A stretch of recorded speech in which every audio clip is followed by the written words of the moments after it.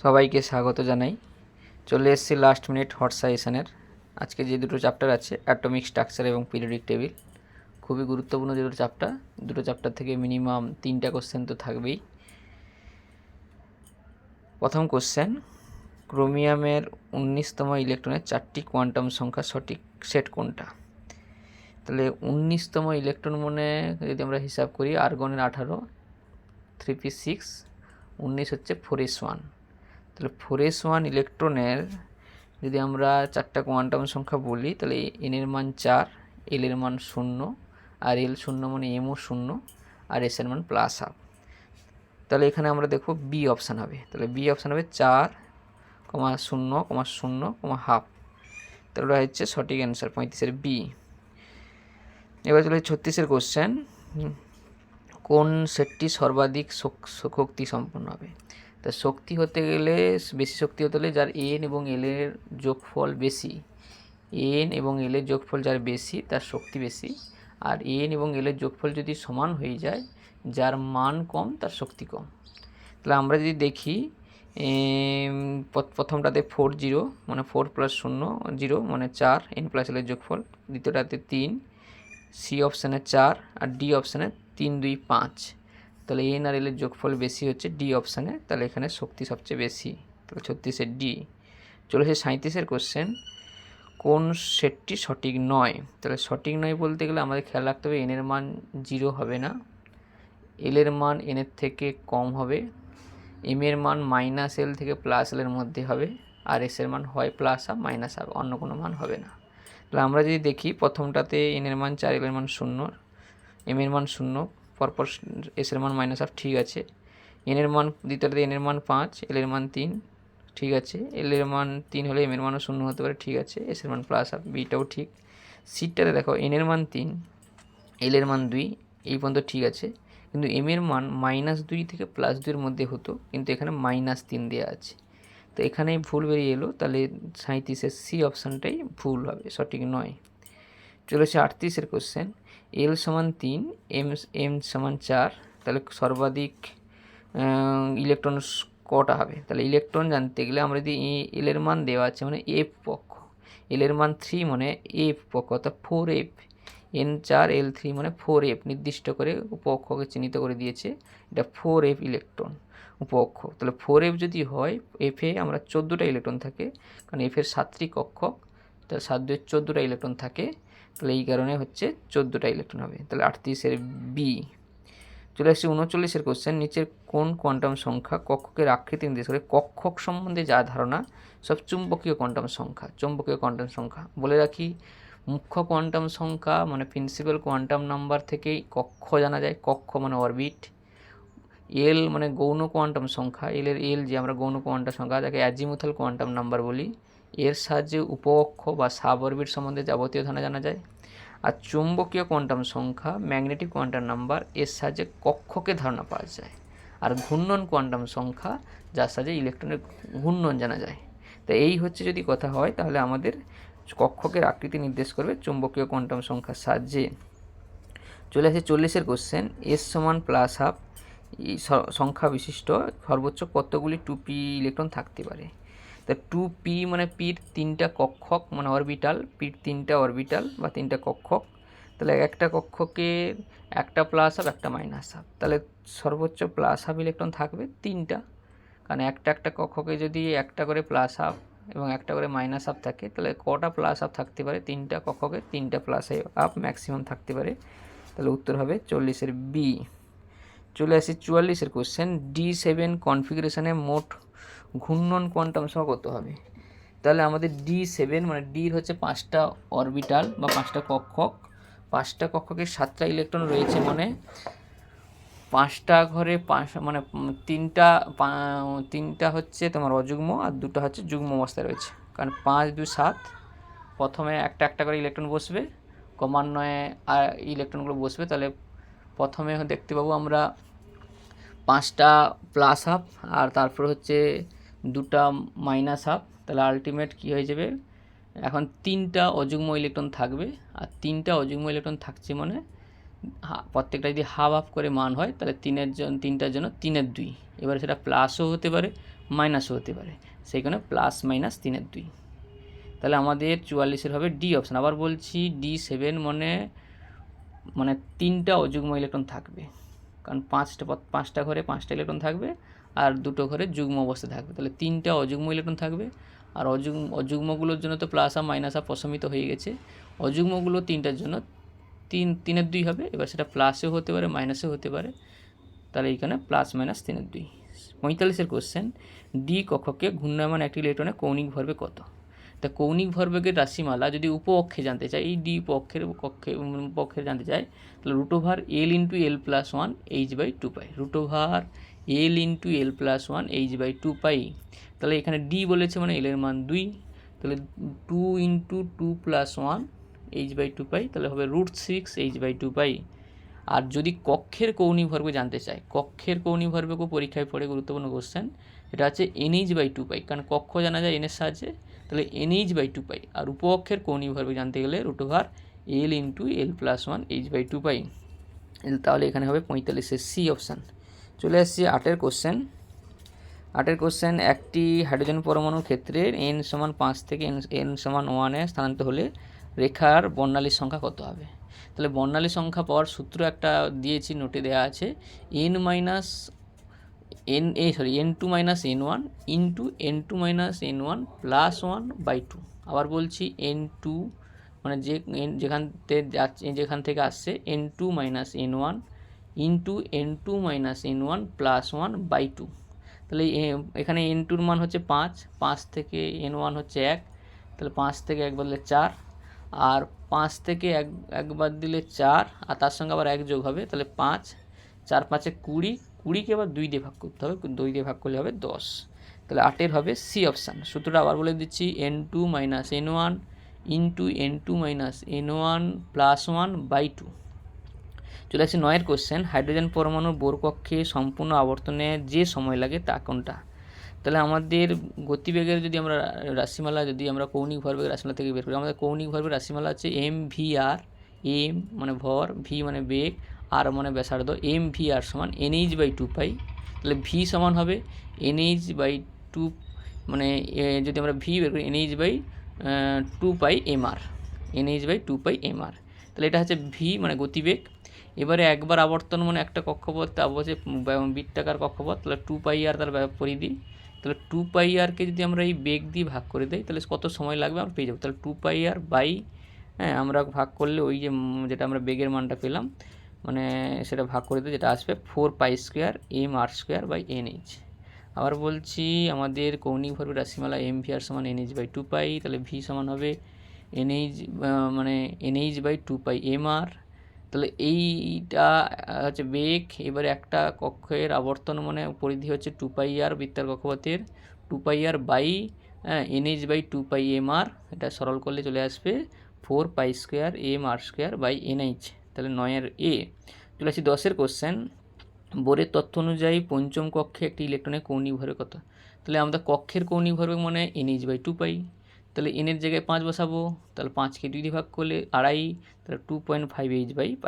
তাহলে হচ্ছে 10-এর D option. চলে আসছি 8-এর কোশ্চেন, 3p কেটে গেছে, 3p অরীয় পর্ব এবং কৌণিক পর্বের সংখ্যা কত? অরীয় পর্ব মানে রেডিয়াল নোট, আর কৌণিক পর্ব অ্যাঙ্গুলার নোট। নোট হচ্ছে দু রকমের হয়, একটা অ্যাঙ্গুলার নোট, একটা রেডিয়াল নোট। অ্যাঙ্গুলার নোট সূত্র হচ্ছে এলের মান যত হবে, মানে এই গৌণ কোয়ান্টাম সংখ্যা এলের মান যত হবে, কৌণিক মানে তোমার অ্যাঙ্গুলার নোটের সংখ্যা তাই হবে। আর রেডিয়াল নোটের সংখ্যা হচ্ছে n - l - 1। রেডিয়াল নোটের সংখ্যা হচ্ছে বললাম কি n - l - 1। তাহলে 3pর ক্ষেত্রে রেডিয়াল নোট কত হবে? তাহলে n এর মান 3, l এর মান 1, আবার একটা 1 বিয়োগ হবে, তাহলে 3 থেকে আলটিমেট 2 বাদ দিলে হবে 1, তাহলে রেডিয়াল নোটের সংখ্যা হবে 1। আর অ্যাঙ্গুলার নোট কত হবে? অ্যাঙ্গুলার নোট এল এর মান এখানে p মানে এল এর মান 1, তাহলে অ্যাঙ্গুলার নোটও 1 হবে। তাহলে রেডিয়াল নোটও 1, অ্যাঙ্গুলার নোটও 1, তাহলে উত্তর হবে 8-এর এ, 1 1। আবার বলছি রেডিয়াল নোটের সূত্র হচ্ছে n - l - 1, আর অ্যাঙ্গুলার নোটের সূত্র হচ্ছে l। আর মোট নোট যদি জানতে চাই, কোনো রেডিয়াল অ্যাঙ্গুলার যদি না জানতে চাই, মোট নোট যদি জানতে চাই, তাহলে এটা যোগ করে দিলে পেয়ে যাবো। তার সূত্র আছে n - 1, জাস্ট n থেকে 1 বাদ দিলেই মোট নোট পেয়ে যাওয়া যাবে।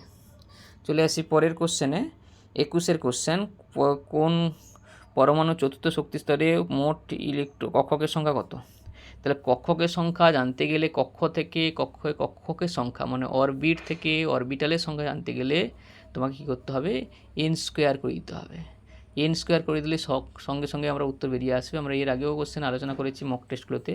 তাহলে হবে 4 স্কোয়ার মানে 16টা কক্ষক পাবো। চলে আসছি একটি উপকক্ষে উপস্থিত সর্বোচ্চ ইলেকট্রনের সংখ্যা। এবার উপকক্ষ থেকে কক্ষকের সংখ্যা পাবো, কক্ষ থেকে কক্ষকের সংখ্যা পাবো এন স্কোয়ার করলে পাবো।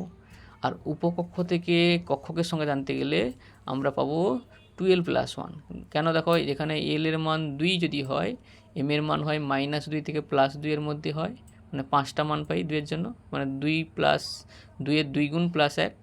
তাহলে অর্থাৎ আমাদের উপকক্ষের সংখ্যা যা থাকবে এল যদি হয়, তার কক্ষকের সংখ্যা হবে 2l+1, মানে 2l এলের দ্বিগুণের সঙ্গে 1 যোগ করতে হবে। তাহলে কক্ষকের সংখ্যা 12+1 এলের সাহায্যে। আর কক্ষকে প্রত্যেকটা কক্ষকে 2টো করে ইলেকট্রন থাকে, তাহলে আবার 2 দিয়ে গুণ হবে। তাহলে 2 × 12+1 গুণ করলে যেটা মান আসবে 4l+2। তাহলে 22-এর হচ্ছে এ অপশান। আবার বলে দিচ্ছি, কক্ষ থেকে কক্ষকের সংখ্যার সূত্র হচ্ছে এন স্কোয়ার, উপকক্ষ থেকে কক্ষকের সংখ্যা আছে 12+1।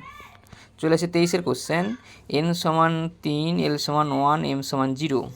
কক্ষক কোয়ান্টাম সংখ্যা কতগুলি কক্ষককে নির্দেশ করে? তাহলে আমরা n এর সাহায্যে কক্ষ, l এর সাহায্যে উপকক্ষ, m এর সাহায্যে কক্ষক মানে অরবিটাল। তাহলে এখানে যদি m এর মান একটাই দিয়েছে তাহলে একটাই কক্ষক বোঝাবে, m এর মান 0 বলেছে শুধুমাত্র, তাহলে একটাই কক্ষক হবে, এতে ভাবার কিছু নেই।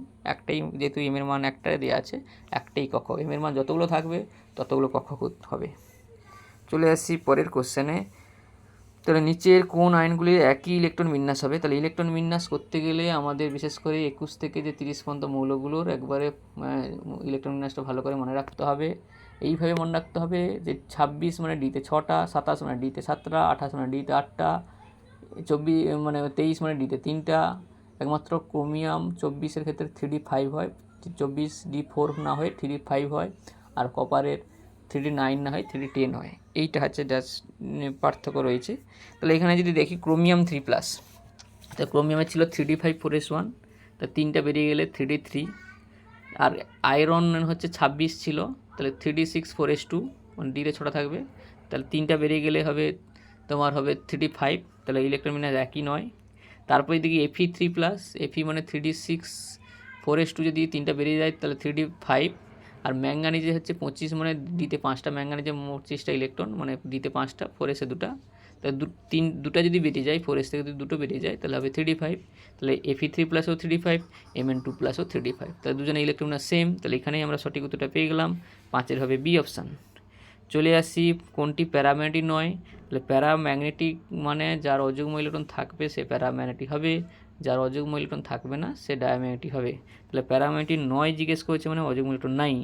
আমরা মূলত টার্গেট করব কোন অপশানগুলোকে, যেমন লাস্টের মৌলগুলোকে, মানে জিঙ্ক, কপার, বা প্রথমের মৌলগুলোকে স্ক্যান্ডিয়াম, টাইটানিয়াম, এই মৌলগুলোকে টার্গেট করবো, কারণ এখানে প্রথম বা শেষের মৌলগুলোর ক্ষেত্রে যুগ্ম ইলেকট্রন থাকার সম্ভাবনা বেশি। তাহলে আমরা যদি কপারের দিকে চলে যাই, কপারের হচ্ছে 3d10 4s1, এটা হচ্ছে কপার ইলেকট্রন বিন্যাস। এবার কপার প্লাস মানে 4s থেকে একটা ইলেকট্রন বেরিয়ে যাবে, তাহলে পড়ে থাকবে 3d10। তাহলে ডি পুরোপুরি পরিপূর্ণ, ডিতে 5টা ঘরে 10টা ইলেকট্রন পুরোপুরি পরিপূর্ণ, তাহলে এখানে কোনোভাবে অযুগ্ম ইলেকট্রন নেই, অর্থাৎ এটা প্যারাম্যাগনেটিক নয়। তাহলে 6C। চলে আসছি পরের কোশ্চেন, n+l = 5 হলে সর্বাধিক ইলেকট্রন কটা হবে? এর আগেও এরকম কোশ্চেন আলোচনা হয়েছে।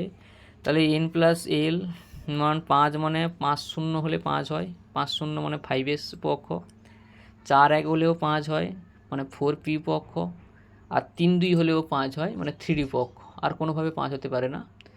5 0 4 1 আর 3d, মানে 5s পাবো, মানে 4p পাবো, 3d পাবো। d 10টা ইলেকট্রন, পির হচ্ছে 6টা ইলেকট্রন, আর এসের 2টা ইলেকট্রন, মোট হবে 18টা ইলেকট্রন। তাহলে হবে এটা কটা ইলেকট্রনকে নির্দেশ করে? সি মানে 18টা ইলেকট্রনকে নির্দেশ করে। চলে আসি পরের কোশ্চেন, ভূমি স্তরে H পরমাণু ব্যাসার্ধ 0.53 হলে Li2+ দ্বিতীয় কক্ষের ব্যাসার্ধ কত?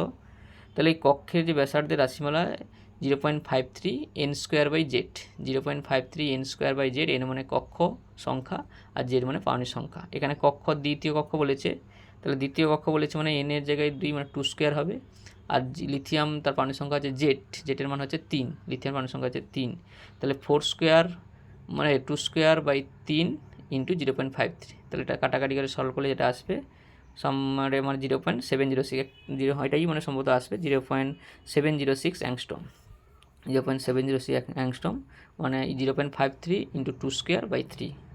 তাহলে 3-এর কোশ্চেন, 2-এর কোশ্চেন হচ্ছে বোরের পারমাণবিক মডেলের একটি ইলেকট্রনের সর্বনিম্ন কৌণিক ভরবেগ। তাহলে কৌণিক ভরবেগ রাশিমালা আছে NH/2π, তাহলে সর্বনিম্ন হবে মানে একবারে প্রথম কক্ষের ক্ষেত্রে ধরতে হবে, মানে n এর মান 1, তো n এর মান 1 ধরলে হবে H/2π, 2πটা উঠে নিই, তাহলে ডি অপশান হবে H/2π। চলে আসছি পর্যায় সারণী কোশ্চেন, অ্যাটমিক স্ট্রাকচারে কমপ্লিট হয়ে গেল। এবারে পিরিয়ডিক টেবিল প্রথম কোশ্চেন আয়নন বিভব থেকে একটা কোশ্চেন থাকার সম্ভাবনা রয়েছে। আমাদের ব্যতিক্রমগুলো ভালো করে মনে রাখতে হবে। বেরিলিয়াম আর বোরনের মধ্যে, বোরনের মানে পর্যায় বরাবর বাম থেকে ডানে গেলে আয়নন বিভব বাড়ার কথা, কিন্তু বেরিলিয়াম আর বোরনের মধ্যে বেরিলিয়ামের বেশি হবে, বোরনের কম হবে। আর নাইট্রোজেন অক্সিজেনের মধ্যে অক্সিজেনের বেশি হওয়ার কথা, কিন্তু নাইট্রোজেনের বেশি হবে আর সুস্থ ইলেকট্রন আসার কারণে। একই রকম 3 নম্বর পর্যায়ের মৌলগুলির ক্ষেত্রেও ম্যাগনেসিয়াম আর অ্যালুমিনিয়ামের মধ্যে ম্যাগনেসিয়ামের বেশি হবে। যেরকম বেরিলিয়াম বোরনের মধ্যে দেখা গেল বেরিলিয়ামের সুস্থ ইলেকট্রন বিন্যাস পরিপূর্ণ এস পক্ষ। একই রকম ম্যাগনেসিয়াম অ্যালুমিনিয়ামের ক্ষেত্রেও দেখতে পাবো ম্যাগনেসিয়ামের 3s2 আর অ্যালুমিনিয়ামের 3s2 3p1। তাহলে 3s2টা যেহেতু পরিপূর্ণ বা সুস্থ ইলেকট্রন বিন্যাস, এইখানে ম্যাগনেসিয়ামের আয়নিক বিভব অ্যালুমিনিয়াম থেকে বেশি হবে, এটা ব্যতিক্রম। তাহলে এখানে কিন্তু যে অপশানগুলো দেওয়া আছে অপশানটা কারেকশান ছিল, ঠিক ছিল না, একটু কারেকশান করে নিতে হবে। একমাত্র হওয়ার চান্স ছিল এই অপশানে, কিন্তু তাতেও ভুল ছিল। তাহলে হবে sodium less than magnesium greater than aluminium greater than silicon, মানে সোডিয়ামের তুলনায় ম্যাগনেসিয়াম বেশি আর ম্যাগনেসিয়ামের আয়নিক বিভব অ্যালুমিনিয়ামের থেকে বেশি। ওটা কিন্তু উল্টোর ছিল, ওটা একটু কারেকশান করে দিয়েছি। তাহলে sodium less than magnesium greater than aluminium greater than silicon, মানে বাম থেকে ডানে গেলে বাড়ছে, তবে মাঝে মাঝে ব্যতিক্রম রয়েছে, ম্যাগনেসিয়াম অ্যালুমিনিয়ামের রয়েছে আর ওদিকে ফসফরাস আর সালফারের মধ্যে রয়েছে। চলে আসি 56 কোশ্চেন, নিচের কোনটির ইলেকট্রন আসক্তি সবচেয়ে বেশি? তাহলে ইলেকট্রন আসক্তি মানে ইলেকট্রন গ্রহণ করলে কোনটাতে সহজ হবে, সহজে ইলেকট্রন গৃহীত হবে। তাহলে সহজে ইলেকট্রন গৃহীত হবে, মাইনাসগুলোতে অবশ্যই হবে না। মাইনাস মানে ইলেকট্রন যেহেতু ডেনসিটি বেশি, ইলেকট্রন ঢুকতে চাইবে না, রিপালশন কাজ করবে, বিকর্ষণ বল কাজ করবে। তাহলে একমাত্র হবে কত? অক্সিজেন, কারণ অক্সিজেনের বাইরে 6টা আছে আর ইলেকট্রন নেগেটিভ মৌল, ইলেকট্রন টানবে তাড়াতাড়ি, এইখানে এখানে সহজেই ইলেকট্রন ঢুকবে, অর্থাৎ ইলেকট্রন আসক্তি বেশি হবে অক্সিজেনের ক্ষেত্রে। চলে আসি 57 কোশ্চেন, এই বেরিলিয়াম বোরনের যে আয়নন বিভব থেকে কোশ্চেন থাকে সেটা আবার দিয়েছে। এখানে দেখো বেরিলিয়াম আর বোরনের মধ্যে বেরিলিয়ামের বেশি হবে, কারণ বেরিলিয়ামের পরিপূর্ণ ইলেকট্রন বিন্যাস 2s2, আর নাইট্রোজেন অক্সিজেনের মধ্যে নাইট্রোজেন বেশি। তাহলে যেটা যদি অপশানের দিকে তাকাই, তাহলে বোরন মানে ডি অপশান দেখাও, বোরন, তারপরে বেরিলিয়াম, তারপরে কার্বন, তারপরে অক্সিজেন, তারপরে নাইট্রোজেনের সবচেয়ে বেশি, মানে বাম থেকে আনলে বাড়বে। আর দুটো জায়গায় ব্যতিক্রম দেখা যায়, বেরিলিয়াম বোরন, নাইট্রোজেন অক্সিজেন। চলে আসে 58 কোশ্চেন, হ্যালোজেন মৌলগুলোকে ইলেকট্রন আসক্তির উদ্যমে সাজাও। ইলেকট্রন আসক্তি শ্রেণী বরাবর উপর থেকে নিচের দিকে গেলে আসক্তির মান কী হবে? কমবে। তাহলে সবচেয়ে কম হচ্ছে হ্যালোজেন মধ্যে আয়োডিন, তারপরে ব্রোমিন, তারপরে ক্লোরিন, তারপরে ফ্লোরিন। কিন্তু ক্লোরিন আর ফ্লুরিনের মধ্যে দেখা যায় ক্লোরিনের ইলেকট্রন আসক্তি সবচেয়ে বেশি, ফ্লুরিনের কম। কেন? ফ্লুরিনের আকার ছোটো হওয়ার কারণে রিপালশন কাজ করে। এই কারণে সবচেয়ে যদি আমরা বেশি হয় ক্লোরিনের, তার অর্ডারটা হবে ক্লোরিন, সি অপশানে দিয়ে দেখা, chlorine less than fluorine, greater দেন ফ্লোরিন, গ্রেটার দেন ব্রোমিন, গ্রেটার দেন আয়োডিন। তাহলে আয়োডিনের সবচেয়ে কম আর সবচেয়ে ফ্লোরিনের বেশি না হয় ক্লোরিনের বেশি, তাহলে হচ্ছে 58C। এটা কিন্তু ভালো করে মাথায় রাখবে, ব্যতিক্রম রয়েছে।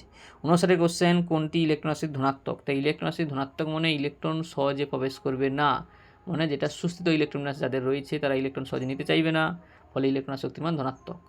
ইলেকট্রন আসক্তি জেনারেলি ঋণাত্মক হয়, কারণ সহজে ইলেকট্রন ঢুকলে ইলেকট্রন আসক্তি মানে শক্তি নির্গত হয়, নেগেটিভ হয়। কিন্তু সহজে যখন ঢুকতে চাইবে না ইলেকট্রন, তখন বাইরের থেকে শক্তি দিয়ে যখন ঢোকাতে হবে, তখন শক্তি যেহেতু দিতে হচ্ছে, তখন ইলেকট্রন আসক্তি ধনাত্মক। অর্থাৎ মাথায় রাখবে, যে সমস্ত মৌল সুস্থ ইলেকট্রন বিন্যাস তারা ইলেকট্রন সহজে নেবে না, তাদের ইলেকট্রন ধনাত্মক হবে। তাহলে এখানে যদি আমরা তাকাই, নিষ্ক্রিয় মৌল যেটা একটা রয়েছে নিয়ন ইলেকট্রন আসক্তি ধনাত্মক।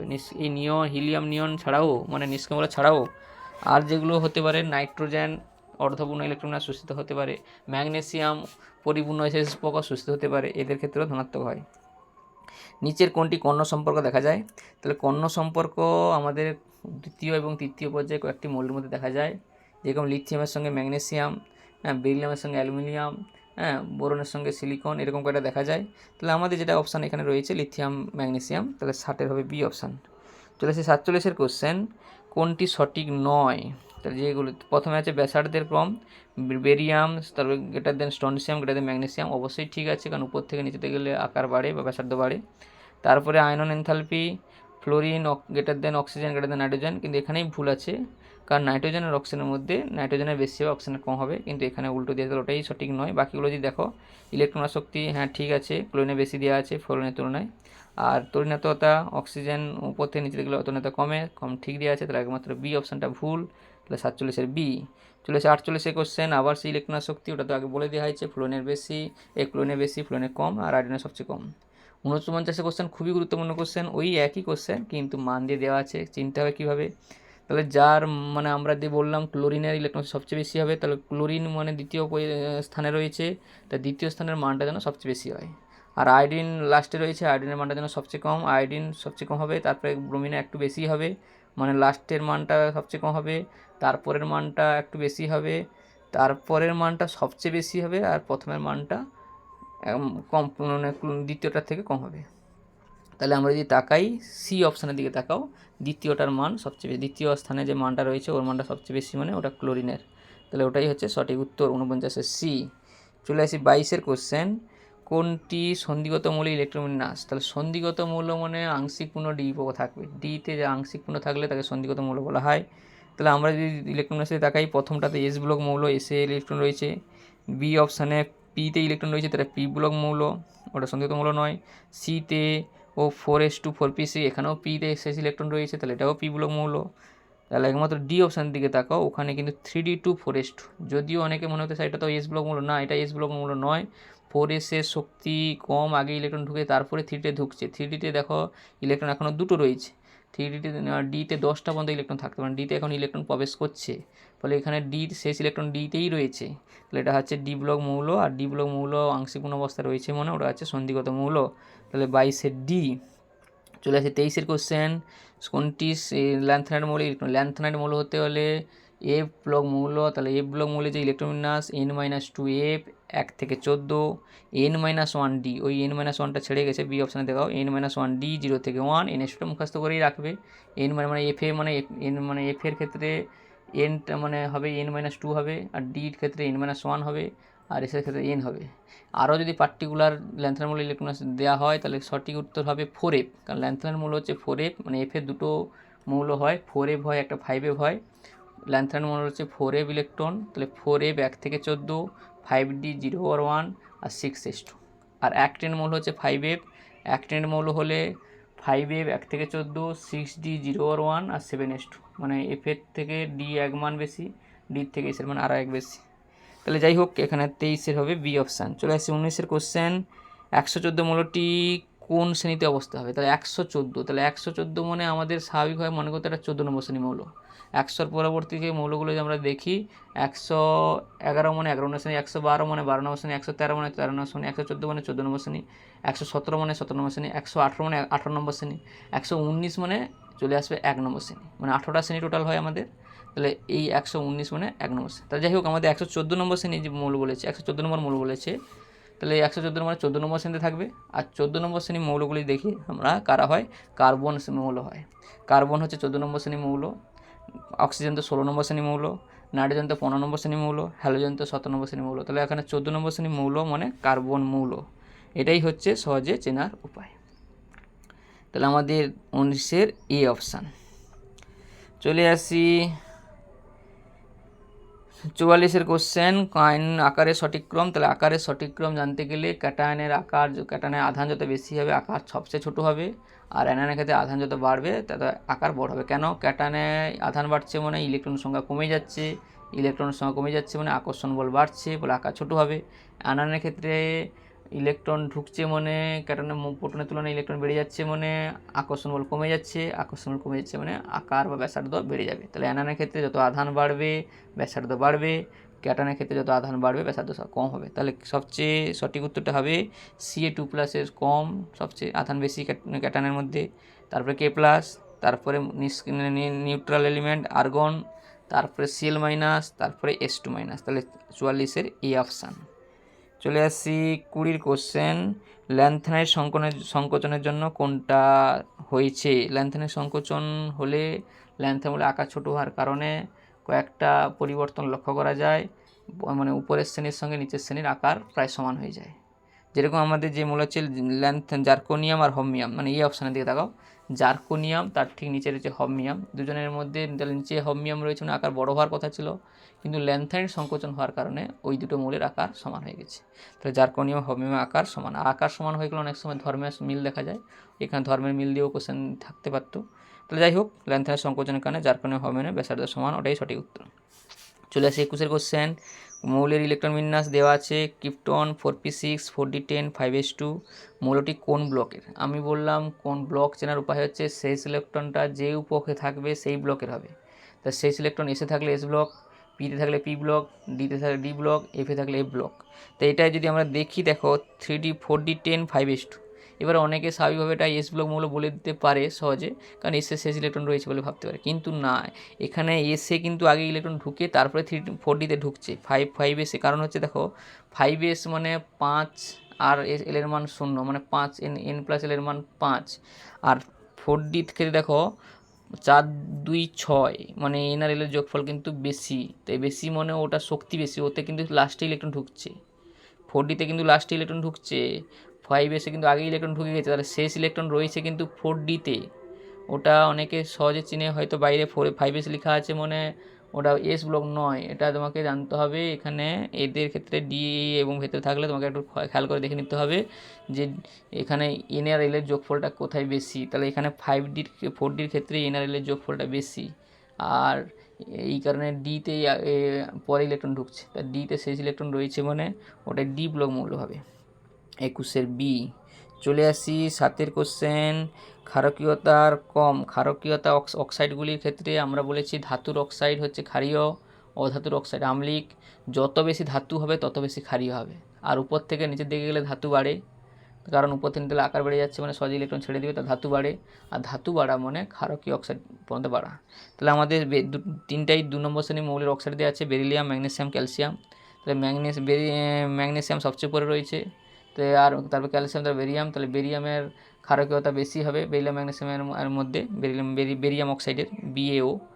আর 1 নম্বর শ্রেণীর মৌল পটাশিয়াম দেওয়া আছে, তো ওটার ক্ষারকীয়তা সবচেয়ে বেশি হবে, তো ক্ষারকীয়তা সবচেয়ে বেশি হবে K2O greater than BaO greater than CaO greater than MgO। তাহলে হবে সঠিক উত্তর হবে 7 A। আবার বলছি ধাতুর অক্সাইড ক্ষারীয় হবে, যত বেশি ধাতু হবে তত বেশি ক্ষারীয় হবে। চলেছে 8 কোশ্চেন। ম্যাচ করতে হবে একটা, সর্বোচ্চ তুলনায় সর্বোচ্চ জারণ ক্ষমতা মূল কি? জারণ ক্ষমতা হচ্ছে সবচেয়ে বেশি হবে আমাদের ফ্লুরিনের, কারণ ফ্লুরিন হচ্ছে সবচেয়ে জারক ধর্ম, অধাতু মানে বেশি জারক, যারা অধাতু হয় তারা জারক হয়। আর সর্বোচ্চ ইলেকট্রন আসক্তি মৌল হচ্ছে, ইলেকট্রন আসক্তি আমরা জানি ক্লোরিন, হওয়া হয়েছিল ফ্লুরিন, না হবে ক্লোরিন। তাহলে 2 A 1 D। চলে আসে সর্বাধিক ধরি ধনাত্মক মৌল সিজিয়াম ধাতুটা, তাহলে B 3 B। আর সর্বোচ্চ আয়নন বিভব মৌল হচ্ছে হিলিয়াম, নিষ্ক্রিয় মৌলের আয়নন বিভব বেশি হয়, তাহলে 4 B। তাহলে একমাত্র অপশান হবে 4 C, একমাত্র অপশান হবে B option, 1 D 2 A 3 B 4 C। লাটের হচ্ছে বি। চলে আসছি পরের কোশ্চেন, লাস্ট কোশ্চেন। নিচের কোন ইলেকট্রন বিন্যাসটি পরমাণুর সর্বনিম্ন আয়নন এনথালপিকে নির্দেশ করে? তা সর্বনিম্ন আয়নন এনথালপি মানে 1 নম্বর, মানে যত আমাদের 1 নম্বর শ্রেণী থেকে 8 নম্বর শ্রেণীর দিকে যাব তত আয়নন বিভব বাড়বে। তাহলে 1 নম্বর শ্রেণী মানে প্রথমের দিকে শ্রেণীগুলোর আয়নন বিভব সবচেয়ে কম। তাহলে আমাদের যে ইলেকট্রনে দেওয়া আছে 2p3 2s2p3 মানে 5 নম্বর শ্রেণী মৌল, তারপরে বি অপশানে 3s1 1 নম্বর শ্রেণী মৌল, তারপরে সিটা হচ্ছে নিষ্ক্রিয় মৌল, বাইরে কক্ষ 8টা রয়েছে 2s2p6, ওটা সবচেয়ে আয়নন বিভব বেশি। আর ডিতে হচ্ছে 2s2p5 মানে 17 নম্বর শ্রেণী মৌল। তাহলে আয়নন বিভব সবচেয়ে সর্বনিম্ন হবে মানে সবচেয়ে কম হবে মানে আমাদের হবে বি অপশান, মানে 1 নম্বর শ্রেণী। আর সবচেয়ে বেশি যদি জিজ্ঞেস করতো নিষ্ক্রিয় মৌলের। তাহলে এই হচ্ছে আমাদের সাজেস্টিভ কোশ্চেন অ্যান্সার আলোচনা করে দেওয়া হলো, সবারই খুবই কাজে লাগবে। তাহলে সবাইকে বলবো ধন্যবাদ ভিডিওটি দেখার জন্য, আর চ্যানেলটিকে সাবস্ক্রাইব করে দেবেন, শেয়ার করে দেবেন, অন্যকে দেখার সুযোগ করে দেবেন।